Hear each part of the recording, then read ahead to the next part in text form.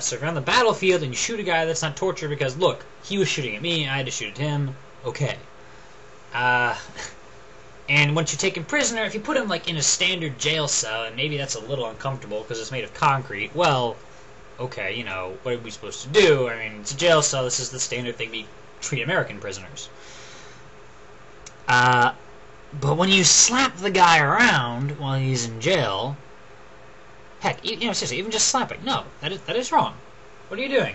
And then when we, you know, force him to stand hours on end, and then we have these other things like electrocution and crap, and you wonder how much of the Abu Ghraib stuff may be happening elsewhere. I mean, how far does this go? You don't know. Everything's been rather secret so far. Members of the media here and there have had to break these stories. 60 Minutes 2, for instance, brought us Abu Ghraib. Not like we're being very upfront with this, guys. We have... I mean, we have international laws about this. We have, you know, the Convention Against Torture. We have the Universal Declaration of Human Rights. We're signatories to those. Huh? Does that mean anything to you guys? No? Yes? No? Huh?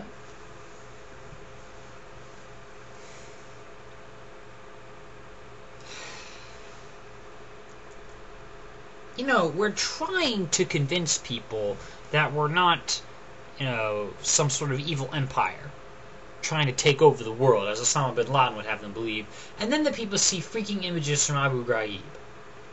How do you think this impacts us in the war on terror, or whatever you want to call it? Huh? How do you think this works out in the end? That's right, people hate us. With rather good reason. When we detain somebody, and we throw them in some secret black site somewhere, we throw them in Guantanamo Bay, and either torture him or, you know, leave him there without trial for a couple of years on end.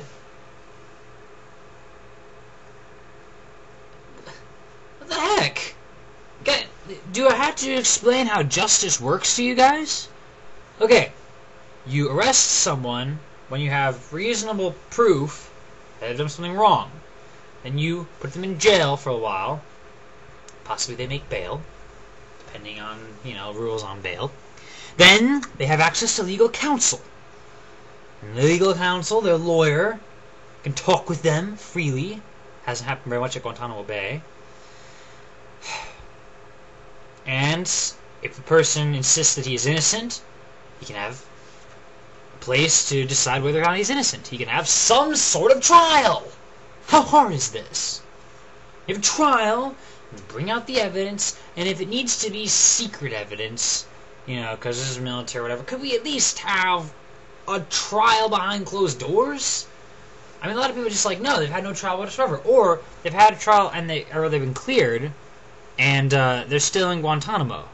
You look that up. There are plenty of people that that may have to wait for months or years for the actual release, even though they're innocent. Now look, guys, this isn't the Soviet Gulag or anything, but it's a step in the wrong direction.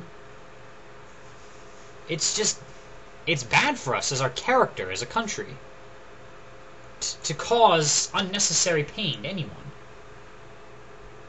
Now you may argue that torture is necessary to get intelligence out of people. I'm sure, you know, for torture advocates, if you could please understand how that's kind of hard to swallow, given that we have no way of verifying that we're getting any useful information out of this.